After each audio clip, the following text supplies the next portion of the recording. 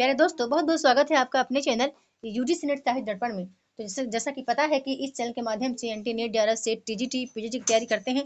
आज की क्लास में हमने पेपर फर्स्ट का ये इकाई 6 लिया है ना, लॉजिकल रीजनिंग। ये लॉजिकल रीजनिंग मुझे पता है सबको आता है, लेकिन ये फ्रेंड्स मेरे नोट्स हैं, ठीक है, जो हमने नोट्स बनाए थे। मैं आपको दरअसल क्या समझाने का प्रयास कर रही हूँ, मैं आपको दिखा देती हूँ। प्रमाण हमने कैसे समझे थे, ठीक है, प्रमाण को हमने किसके अनुसार समझा है। प्रमाण को बताऊं कि बहुत विद्वानों ने अलग अलग मत प्रमाण के लिए दिए हैं। मैंने किस भाषा में समझे थे, और वही चीज मैं आपके समक्ष रखना चाहती हूँ। तो वीडियो के साथ बिल्कुल बने रहें, और बहुत छोटी वीडियो होने वाली है, बस आप थोड़ा समझ लें। और कुछ चीजें देखो, आर्गुमेंट का मतलब आप सब समझते हैं कि आर्गुमेंट क्या है। मैं थोड़ा सा एक्सप्लेन कर देती हूँ, ध्यान से देखिएगा वीडियो को। कि तर्क का अभिप्राय निष्कर्ष को प्रमाणित करना और अधिकतम प्रमाणों के द्वारा निष्कर्ष को उजागर करना होता है। ठीक है, अब राइटिंग पे मत जाना, क्योंकि फास्टली हमने लिख के इसको तैयार किए थे। ये मेरा 2019 का नोट्स है, ठीक है। ये कब का है फ्रेंड्स? 2019 का मेरा नोट्स है, ठीक है, मेरी स्वयं के नोट्स हैं। फिर मैं आपको बता दूं कि निष्कर्ष का एक आधार वाक्य होता है। जब आधार वाक्य और निष्कर्ष दोनों ही होते हैं तभी युक्ति बनती है। याद रखना, युक्ति कब बनेगी? जब आधार वाक्य भी रहेगा और निष्कर्ष भी रहेगा, तभी युक्ति बनेगी। आर्गुमेंट तभी आप कर सकते हैं, नहीं तो नहीं कर सकते हैं। ये चीज आप याद रखना। एक चीज और मैंने यहाँ रेड से लिख लिया था कि एक तर्क वाक्य किसी तथ्य की सत्यता या असत्यता को बताता है। ठीक है, नोट करने वाली पॉइंट है कि एक जो तर्क वाक्य है वो क्या बताता है? किसी तथ्य की या तो सत्यता बताएगा या असत्यता बताएगा, या फिर सभी वाक्य तर्क वाक्य नहीं होते, लेकिन सभी तर्क वाक्य वाक्य होते हैं। ये बहुत बड़ा ये पॉइंट मैंने इतना ज्यादा समझा इसको फ्रेंड्स, और इसी को समझा मैंने, फिर इसलिए मैंने आर्गुमेंट का कितना भी हार्ड क्वेश्चन हो मैं उसको कर पाती हूँ। उसकी वजह यह है कि मैंने समझा था कि जो सभी वाक्य हैं वो तर्क वाक्य नहीं होते, लेकिन सभी तर्क वाक्य वाक्य होते हैं। अब मैं नहीं समझती कि इसको आप कैसे समझ रहे हैं, पर इसको ध्यान से आप नोट कर लोगे, आप वीडियो को पॉज करके इसको नोट कर लेना, तब आप बिल्कुल समझ जाएंगे। जैसे क्योंकि क्योंकि क्या है? एक आधार वाक्य है, लेकिन इसलिए एक निष्कर्ष वाक्य है। तो अब इसको मैं थोड़ा सा आपको आगे समझा देती हूँ। ये इसलिए आधार वाक्य और निष्कर्ष का मेल कैसे आप निकालेंगे, आधार वाक्य और निष्कर्ष का मेल आप कैसे निकालेंगे, चलो मैं आगे समझा देती हूँ। मैं निगमनात्मक तर्क को नहीं बता रही हूँ, ठीक है। निगमनात्मक तर्क को मैं जानती हूँ, उम्मीद करती हूँ कि आपने अच्छे से तैयार किया होगा। निगमनात्मक तर्क जो है वो वैध तर्कों पर आधारित होता है। मैं इतना आपको बता रही हूँ, ठीक है, वैध तर्कों पर आधारित होता है। ये चीज मैं आपने बता दिया। बाकी आप चाहें तो वीडियो को पॉज करके आप पढ़ लेना इसको। ठीक है, यदि पूछा जाए कि वैज्ञानिक तर्क किसमें वैज्ञानिक तर्क की बात किस में होती है, तो वो वैज्ञानिक तर्क की बात होती है आगमनात्मक तर्क में, ठीक है, वैज्ञानिक पद्धति पर आधारित है। ठीक है, ये चीजें आप देख लेना। और इसको पॉज करके आप पढ़ भी लेना। ठीक है, मैं आपको जो बताना चाहती हूँ वो मैं आपको दिखा रही हूँ।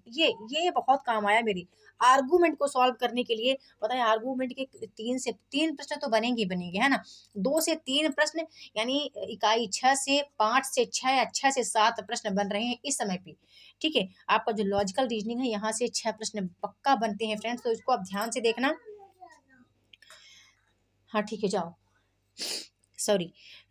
तो यहाँ पर हम देख लेते हैं कि एक सही आधार वाक्य और एक गलत आधार वाक्य, एक गलत निष्कर्ष वाला तर्क कैसा होता है? वैध हो सकता है। ठीक है, अब आप समझना इसको। मैं कह रही हूँ कि एक सही आधार वाक्य, ठीक है, एक सही आधार वाक्य और एक गलत आधार वाक्य, है ना, क्या हो सकते हैं? और एक गलत निष्कर्ष। एक आधार वाक्य सही है, एक आधार वाक्य गलत है, और एक निष्कर्ष भी गलत है, तो वह तर्क वैध हो सकता है। याद, अब यहाँ समझो, आप यहाँ समझो कि आधार वाक्य ए राइट है, आधार वाक्य बी भी राइट है ना, रॉन्ग है, माफ करना, आधार वाक्य ए राइट है, आधार वाक्य बी रॉन्ग है। तो हमारा जो वैध होगा, तर्क हमारा क्या होगा? निष्कर्ष हमारा, याद रखना, रॉन्ग ही निकलेगा, लेकिन ये वैध है। ठीक है, ये वैध है। अब मैं नहीं जानती आप इस तरह से समझ पाए होंगे कि नहीं समझ पाए होंगे, लेकिन ये मुझे बहुत बेहतर काम आया मेरे समझने में, और खासकर आर्गूमेंट को समझने में, है ना। वीडियो पॉज करके समझ लेना। आप कहो तो मैं इसका PDF प्रोवाइड कर दूंगी टेलीग्राम पर, ठीक है। आप कमेंट करके बता देना। फिर दूसरा हमने क्या समझा था कि एक सही आधार वाक्य यदि एक सही आधार वाक्य और एक गलत आधार वाक्य और एक सही निष्कर्ष वाला तर्क वाक्य वैध हो सकता है। अब यहाँ एग्जाम्पल है, ठीक है, ये एग्जाम्पल है, ठीक है, इसको मैंने लिखा है पर लेकिन एग्जाम्पल ये है कि ये हो गया एक आधार वाक्य राइट, आधार वाक्य ए यदि सही है और आधार वाक्य बी यदि गलत है तो सी हमारा जो निष्कर्ष है वो वैध होगा। ठीक है, हमारा निष्कर्ष वैध होगा, आप ये चीज याद रखना। यहाँ मैंने 5 वाक्य लिखे थे, 5 इंपॉर्टेंट चीजें हमने लिखी थी। अब मैं इसको टाइप करके लाती तो बहुत समय लगता है, मैं टाइप करके ना ला पाती, इसलिए मैंने इसको ऐसे ही पीडीएफ को मैंने कहा समझा देती हूँ। कुछ लोगों की मेरी बात कुछ लोगों के दिमाग में तो घुसेगी, कुछ तो आपको समझ में आएगा कि यदि आधार वाक्य ए राइट है और आधार वाक्य बी भी रॉन्ग है तो सी हमारा जो निष्कर्ष है वो वैध है ना। तीसरा वाक्य हमने क्या यहाँ समझा था कि हमने ये समझा था कि 2 सही आधार वाक्य और एक सही निष्कर्ष वाला तर्क वैध हो सकता है ना। ये भी राइट है, आधार वाक्य ए राइट है, आधार वाक्य बी राइट है, तो 2 सही आधार वाक्य है ना और एक सही निष्कर्ष कैसे हो सकते हैं, वैध हो सकते हैं। लेकिन देखो ये रॉन्ग में निकल कर आएगा। ठीक है, यदि ए राइट है ये राइट है तो निष्कर्ष रॉन्ग में निकलेगा, लेकिन ये वैध है। वैध और अवैध तर्क आपको इसका नॉलेज होना चाहिए फ्रेंड्स। ठीक है, वैध और अवैध तर्क क्या है इसका नॉलेज आपको होना चाहिए। ठीक है, अब रॉन्ग का मतलब समझ न जाना कि मैंने यहाँ रॉन्ग लिखा यहाँ वैध लिखा। ठीक है, ये मत समझ लेना, आप इस पर जाना है ना, आप इस मेरे कथन पर जाना और फिर उदाहरण पर जाना है ना। आगे दिया है ये भी इंपॉर्टेंट है कि 2 गलत आधार वाक्य है ना। आधार वाक्य यानी आधार वाक्य ए भी गलत है, आधार वाक्य बी भी गलत है, तो हमारा निष्कर्ष जो है वो वैध होगा। ये रॉन्ग निकलेगा आएगा लेकिन वैध होगा। ठीक है, ये वैध है, ये आपको याद रखना पड़ेगा। एक चीज और देख लेना, ये 5वां हमने रखा था कि 2 सही आधार वाक्य। ठीक है, 2 सही आधार वाक्य और एक गलत निष्कर्ष वाला तर्क वाक्य हमेशा अवैध होता है। ठीक है, हमेशा क्या होता है, अवैध होता है। कैसे, 2 सही आधार वाक्य और एक गलत वाला तर्क हमेशा अवैध होता है। ठीक है, अब मैं नहीं जानती आप कितना अच्छा समझ पाएंगे नहीं समझ पाएंगे, बाकी मैंने कोशिश की है अपनी तरफ से कि आपको ये समझ पाए। अब जिस टॉपिक के लिए हमने वीडियो बनाया है वो चीज़ मैं आपके समक्ष रखना चाहूँगी, है ना। सबसे पहले हम बात करते हैं फ्रेंड्स प्रमाण की, कि भारतीय दर्शन में प्रमाण उसे कहते हैं जो सत्य ज्ञान कराने में सहायता करे।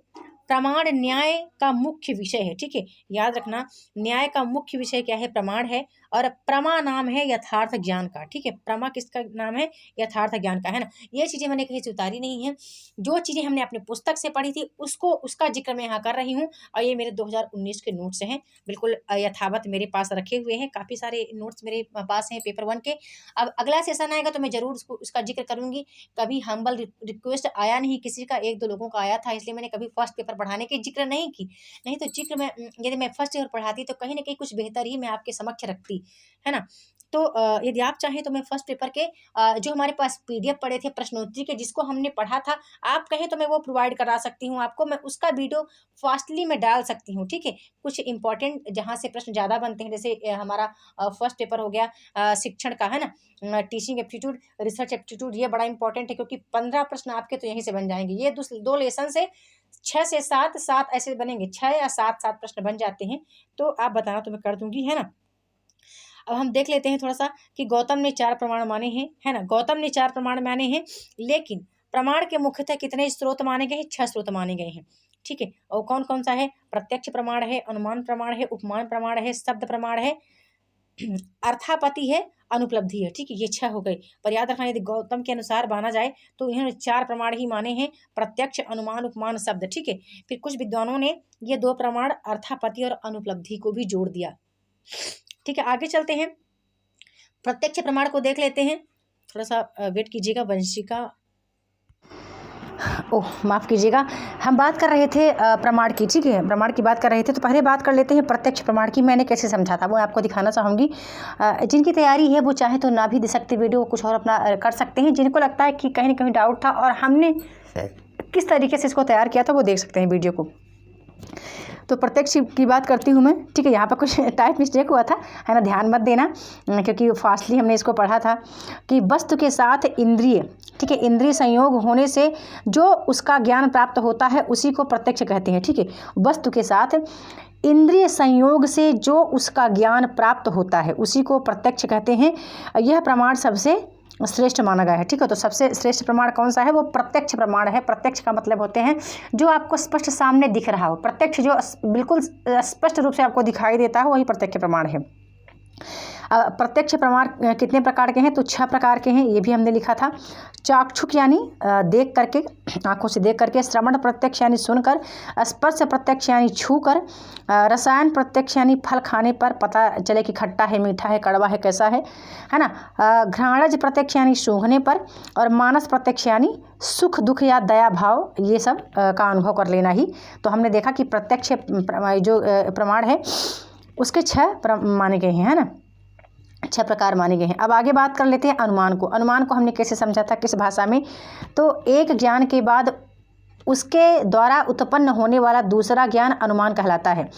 यह हमारे मस्तिष्क में पहले से व्याप्त होता है और जो ज्ञानेंद्रियों के संपर्क में आने से प्रकट होता है। ठीक है, तो अब हम समझ गए कि जो ज्ञान पहले से ही हमारे इंद्रियों में, ठीक है, हमारे ज्ञान इंद्रियों में पहले से ही व्याप्त हो तो उसे हम अनुमान प्रमाण कहते हैं। ठीक है, अनुमान प्रमाण कहते हैं। अब हम थोड़ा देख लेते हैं कि यहाँ पर तो एक लव मेरे पास आओ, ओहो, ठीक है, तो अर्थात प्रत्यक्ष ज्ञान के कारण को ही अनुमान कहते हैं, है ना। प्रत्यक्ष ज्ञान के कारण को ही क्या कहते हैं, अनुमान कहते हैं। और इसके भी 5 खंड हैं, है ना। कुछ लोगों को हो सकता है नहीं पता रहता है कि ये इसके प्रकार क्या हैं, तो इसके भी 5 खंड हैं। वो कौन कौन सा है, प्रतिरा है, उदाहरण है, उपनय है, निगमन है और हेतु है। ठीक है, याद रखना, हेतु जो आप पढ़ते हैं ना वो प्रत्यक्ष ज्ञान मतलब इसका इसी का हमारे इसी के अंतर्गत आता है, अनुमान प्रमाण के अंतर्गत आता है, इसी का भाग है। ठीक है, आगे हम थोड़ा सा उपमान समझेंगे कि उपमान क्या है ना। उसी के समान उपमा करना, उसी के समान बता देना। तो पूर्वानुभूत वस्तु को एक जैसा होने के कारण जहाँ किसी नई वस्तु का ज्ञान होता है उसे उपमान कहते हैं ना। जैसे नाशपाती अमरूद की तरह होता है, तो ये आपके लिए बिल्कुल ईजी है। अब हम बात करते हैं कि प्रश्न कहाँ से बनते हैं ज़्यादा, तो शब्द प्रमाण को देख लेते हैं कि सूत्र में लिखा है कि आप्तोपदेश अर्थात आप्त पुरुष का वाक्य ही शब्द प्रमाण है। ठीक है, आगे और इसको समझेंगे थोड़ा सा। आगे हम देख लेते हैं, इंपॉर्टेंट है अर्थापति, बहुत बार बनता है प्रश्न। ठीक है, अर्थापति इतना ज़्यादा पूछा जाता है कि किसी अर्थ की कल्पना कर लेना ही अर्थापति कहलाता है ना, जहां हम कल्पना कर लेते हैं। ठीक है, अनुमान नहीं लगा लेते हैं। ठीक है, अनुमान और अर्थापति दोनों में बहुत अंतर है। अनुमान उपमान अर्थापति में और अनुपलब्धि में बहुत अंतर है। कभी कभी क्या होता है कि आप जहाँ अनुपलब्धि लगाना होता है वहाँ अर्थापति लगाते हैं, और जहाँ आपको अनुमान लगाना होता है वहाँ प्रत्यक्ष प्रमाण लगा कर आते हैं। बिल्कुल मैं चैलेंज करती हूँ, बहुत लोग मिस्टेक करते हैं, जबकि वो कंसेप्ट का क्लियर करके जाते हैं, फिर भी वो मिस्टेक करते हैं। तो देख लेना यहाँ पर कि किसी अर्थ की कल्पना कर लेना ही अर्थापति कहलाता है। ठीक है, 2 तथ्यों के विरोधाभास को दूर करने के लिए अर्थापति का प्रयोग होता है कि देवदत्त दिन में कुछ भी नहीं खाता फिर भी खूब मोटा है ना। तो हम क्या लगाएंगे यहाँ पर, हम एक कल्पना करेंगे कि वो खाता भी नहीं है। कब नहीं खाता, दिन में भी नहीं खाता, और मोटा भी खूब हो रहा है। तो वो कब खाता होगा, रात में खाता होगा, है ना। तो हमने यहाँ पर क्या कल्पना किया है, हमने यहाँ क्या कर लिया, कल्पना किया। तो इस वाक्य में न खाना तथापि मोटा होना, इन दोनों कथनों में समन्वय की उत्पत्ति नहीं होती, अतः वह रात्रि में भोजन करता है। यह हमने क्या कहा, कल्पना कर लिया। हमने यहाँ पर क्या कर लिया फ्रेंड्स, हमने यहाँ पर क्या कल्पना कर लिया, है ना। तो ये बात आप समझ गए, बड़ा इजी है। लेकिन आप अनुपलब्धि लगा कर आते हैं, अर्थापति लगा कर नहीं आते हैं, क्योंकि प्रश्न ही कुछ इस तरह के आ जाते हैं, है ना। अब चलिए आगे बात कर लेती हूँ। अनुपलब्धि को हमने कैसे समझा था। अनुपलब्धि को हमने यूँ समझा कि जब किसी वस्तु या व्यक्ति के अभाव में हम अनुमान लगा लेते हैं तो वो क्या है, अनुपलब्धि है। ठीक है, कोई व्यक्ति ना हो फिर भी हम अनुमान लगा लेते हैं, है ना। जैसे दरवाजे के इस पार, है ना, दरवाजे के इस पार हमने बाहर देखा कि ताला लगा हुआ है किसी के घर में, तो जबकि वो अंदर है तो हम क्या अनुमान लगाते हैं कि वो घर में नहीं था, है ना। फला व्यक्ति घर में नहीं था क्योंकि बाहर ताला लगा हुआ था। तो हमने क्या कहा कि उसका अभाव था, अनुपलब्धि यानी अनुपस्थिति थी उसकी, वो नहीं था। ठीक है, इस तरह का ये अनुपलब्धि हो गया कि जिसका हमें लगे, जिस वस्तु का कि वहाँ नहीं था लेकिन हम अनुमान लगा लेते हैं फिर भी, तो वो अनुपलब्धि की बात यहाँ पर आ जाती है। ठीक है, अब हम देखते हैं कि अनुमान की संरचना एवं उसके प्रकार। ठीक है, एक ज्ञान के बाद और उसके कारण उत्पन्न होने वाला दूसरा ज्ञान अनुमान कहलाता है। ये आपको याद रखना इंपॉर्टेंट है। फिर दूसरा आता है कि अनुमान में जिस वस्तु को सिद्ध करना है उसे साध्य कहते हैं। ठीक है, अनुमान में ही जिस वस्तु को सिद्ध करना है, सिद्ध करके दिखा दिया जाए, वो साध्य है। फिर जिसके द्वारा सिद्ध करना हो उसे हेतु कहते हैं, है ना। हेतु यानी कारण होता है कि जिसके द्वारा सिद्ध करना है उसे हेतु कहते हैं। फिर एक चीज़ और आपको याद रखना है कि जिससे सिद्ध करना है उसे पक्ष कहते हैं, ठीक है। जिससे सिद्ध करना है उसे पक्ष कहते हैं। वीडियो को पॉज करके अच्छे से देख लेना। अनुमान का प्राण ही व्याप्ति है, ठीक है। अनुमान का प्राण ही व्याप्ति है। एक चीज़ और हमने यहाँ लिख लिया था कि अनुमान को परामर्श ज्ञान द्वारा जन्म ज्ञान कहा गया है, ठीक है। अनुमान को परामर्श जन्म ज्ञान कहा गया है। यह किसी एक दृश्य को देखकर दूसरे वक्तव्य को स्पष्ट करता है। अनुमान हेतु के द्वारा पक्ष में सिद्ध का ज्ञान है, ठीक है। अनुमान हेतु के द्वारा पक्ष में सिद्ध का ज्ञान है, ठीक है। देखो यहाँ तीनों ही वाक्य अनुमान में आ गए, ठीक है। आगे देख लेते हैं कि अनुमान में पद 3 होते हैं। कौन कौन से हैं? साध्य, हेतु, पक्ष, किंतु वाक्य 5 होते हैं। ये बहुत इंपॉर्टेंट है याद रखना कि अनुमान में जो पद हैं वो 3 ही हैं, लेकिन इसके वाक्य जो बनते हैं वो 5 प्रकार के बनते हैं, 5 वाक्य हैं। अब थोड़ा सा एक चीज़ और इम्पॉर्टेंट आपको बता दूं जो हमने यहाँ पर नोट किया था कि अनुमान की व्याप्ति क्या है। तो अनुमान का प्राण ही उसकी व्याप्ति है और 2 वस्तुओं के नियत संबंध को ही व्याप्ति कहते हैं, ठीक है। एक चीज़ हमने हेत्वाभास पढ़ा था, बड़ा इंपॉर्टेंट है। हेत्वाभास क्या है? तो जब हम किसी त्रुटि के कारण कोई अनुमान के विचार में गलती करते हैं, ठीक है। हेत्वाभास, जब हम किसी त्रुटि के कारण कोई अनुमान के विचार में गलती करते हैं तो यह त्रुटि ही हेत्वाभास कहलाती है। इसके भी 5 प्रकार हैं: सभ्य विचार, विरुद्ध, बाधित, असिद्ध या सत प्रतिपक्ष है ना। ये हमने बेटा पढ़े थे कहाँ से? इंपॉर्टेंट कुछ पुस्तकों से पढ़े थे, है ना। बहुत 2019 का PDF मेरे पास पढ़ा था। आज मैं इसको देख रही थी तो मुझे लगा कि मैं इसको आप तक पहुंचाऊं। हो सकता है कुछ लोगों का डाउट क्लियर ना हो, ये बड़ा इंपॉर्टेंट है। इसको हमने एक अलग पेज में भी रखा था, पर वो पेज वो नोट से कहीं कभी कॉपी में दबा था तो वो मुझे मिला नहीं।